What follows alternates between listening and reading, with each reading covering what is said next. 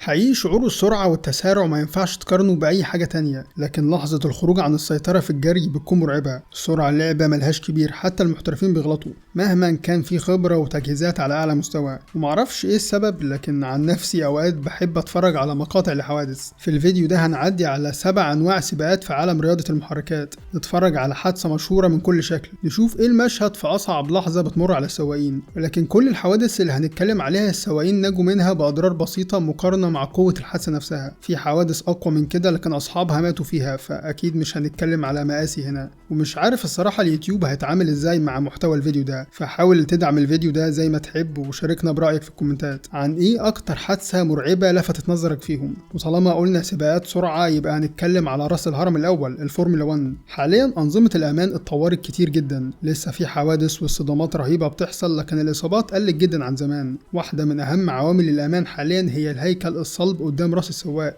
المعروف باسم هيلو. شكل جديد من الحماية موجود بقاله يجي 5 سنين في العربيات. قطعة خفيفة جدا وزنها 7 كيلو، مصنوعة من التيتانيوم الصلب وتقدر تستحمل ضغط بوزن 12 طن. لكن زمان ما كانش فيه الكلام ده. هو مش من زمان قوي، يمكن أول حادثة معانا في الفيديو بتكون من 2009 في الجولة التأهيلية لسباق المجر مع سواق فيراري البرازيلي فيليبي ماسا. اتحدف عليه جزء من نظام تعليق العربية اللي قدامه في المقدمة، جزء كبير كمان عبارة عن كويل، وكان عامل زي رصاصة ضخمة راحت بالظبط اتجاه خوذة فيليبي ماسا اللي فقد الوعي والسيطرة واصطدم بالحواجز على سرعة 200 كيلو في الساعة. تفاصيل الحادثة مروعة بجد. خوذة الفورمولا أصلا بتكون متينة جدا ومعمولة من طبقات كربون فايبر، لكن ليها حدود أكيد. اتنقل بعدها على طول بالطيار المستشفى، وهناك اتضح إن في كسور في الجمجمة ومحتاج لتبديل المساحة اللي دمرها الكويل بجزء تاني. وفعلا الراجل ده اتعمل ليه عملية، حطوا ليه زي طبقة من التيتانيوم مكان الكسور والشروخ اللي حصلت من الحادثة. غاب بعدها لنهاية الموسم، ودي بتكون حادثة ما حصلش زيها تاني. في حادثة اعتقد انك متوقع ان احنا نجيب سيرتها، وده لانها مشهد مشهور جدا مع نسخة خارقة نزل منها نسخ محدودة جدا للشارع. حادثة طيران المرسيدس CLR في سباق ليمان سنة 99. مرسيدس هنا طارت حرفيا واترمت اتجاه الغابة على سرعة يقال انها 300 كيلو في الساعة. وهنا سبب الاقلاع اللي حصل ده اكيد بيكون الهواء، وازاي جسم العربية اتعامل معاه، وبالذات في الجزء ده من التراك. النسخة كانت متعدلة مخصوص مع نسخ CLK GTR الأولانية علشان تنافس في فئة معينة في ليمان اللي هي الGT بروتوتايب. كانت قوتها 600 حصان من محرك 8 سلندر وسطي. وزن الموديل هنا بيكون ملفت جدا ب 900 كيلو بس. فمنظر المرسيدس دي مهيب بجد، وهي هوية النوع ده من السباقات بتخلي التصميم يكون خارق في الشكل. كل ده جميل جدا، لكن المشكلة اللي معرفوش يعالجوها كانت في التصميم نفسه.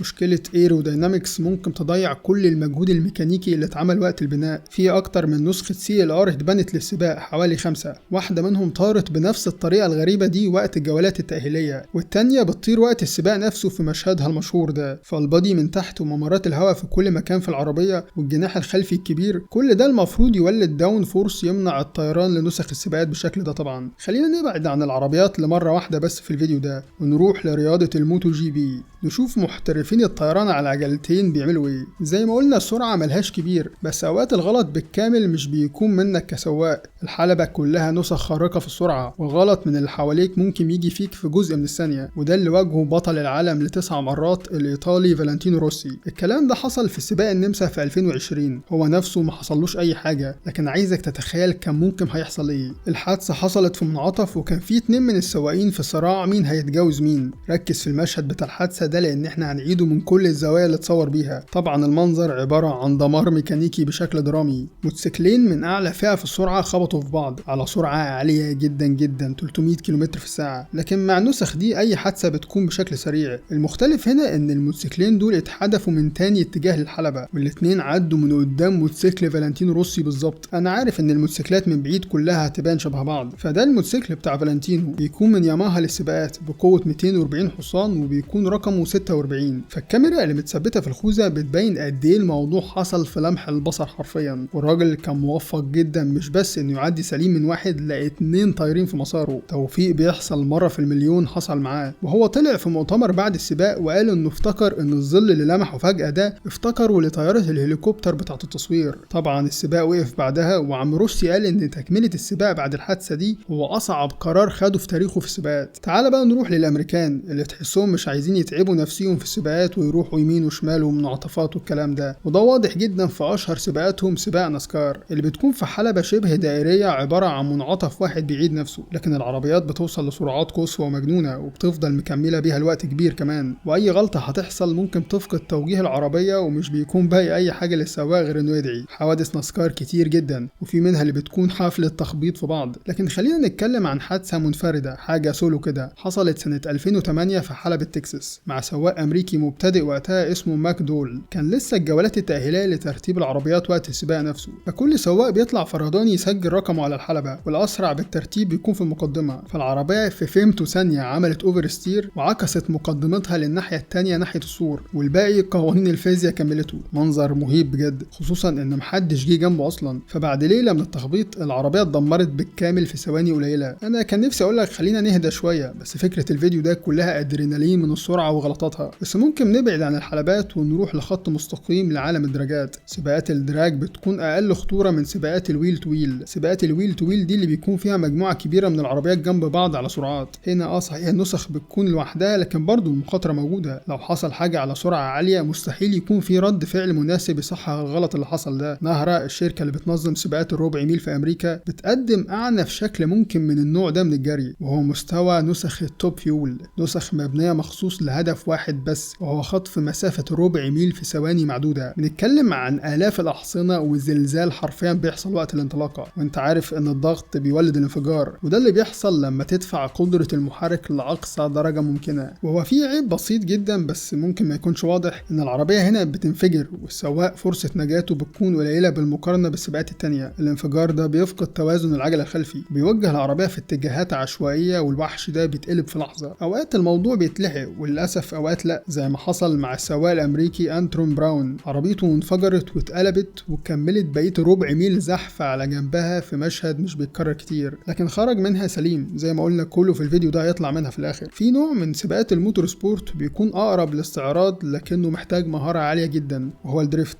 اكتر نوع من رياضة المحركات انا بحب اتابعه واحضر فعالياته كل سنة. الصعب هنا هو ان العربية في اساس حركتها بتكون خارجة عن السيطرة ولكن في مسار محدد، والمستوى الاعلى من الشكل ده من السباقات بيكون بشكل ثنائي المعروف باسم التاندم دريفت. واشهر بطولات التاندم دريفت هي الفورمولا دريفت، ده يعتبر كاس العالم في اللعبة دي. في معظم الجولات بيحصل خبط واصطدامات بين السواقين الاتنين، ده العادي. الفولو بتاع الدريفت بيكون لمسافة طويلة جدا، وده بيزود احتمالية الغلطات كمان. الخطر هنا زيه زي اي سباق سرعة تاني، اللمسة ممكن تدمر جزء كبير من العربية. فورمولا دريفت السنة اللي فاتت حصل فيها حادث شديد شويتين مع الدريفتر الايرلندي المشهور جيمس دين على عربيته الموستنج من فريق RTR، وكانت لسه جولة البراكتس مش السباق نفسه. واي حادثة بيكون الاتنين مشتركين في الغلط. هنا السواق التاني كان ابطأ لثانية واحدة في انه يوجه عربيته اتجاه الحلبة، ياخد في اعتباره ومن بعده جسم العربية اللي قدامه. الدخان بيعمي وبيمنع الرؤية ده اكيد، لكن في الدريفت دي حاجة ما تقدرش تتجنبها ابدا. فالحادثة حصلت في منطقة ضيقة جدا، وهو ده اللي اداها الشكل الخطر اللي ظهرت بيه، لان الموستنج طارت وانجرفت على سقفها على الحيطة. طبعا دي مش اقوى حادثة احنا اتكلمنا عليها في الفيديو ده، لكن 100% من اقوى حوادث الدريفت اللي حصلت ومع بطل عالم كمان. فخلينا نختم بسباق من فئة الجي تي، واحد من اشهر واخطر الحوادث اللي اتصورت، حصلت من 5 سنين بالظبط في جايزة ماكاو الكبرى، الحلبة الضيقة الاصعب من وجهة نظر ناس كتير من المحللين. انا مش هتكلم عن تفاصيل للحادثة دي، انا هسيبك تتفرج انت. وننهي الفيديو ده بمستوى المونستر كراش، لان نص المتسابقين اللي كانوا موجودين في التراك شاركوا في الحادثة دي. وبس كده، اكتب لنا ايه اكتر واحد كان رهيب جدا بالنسبة ليك.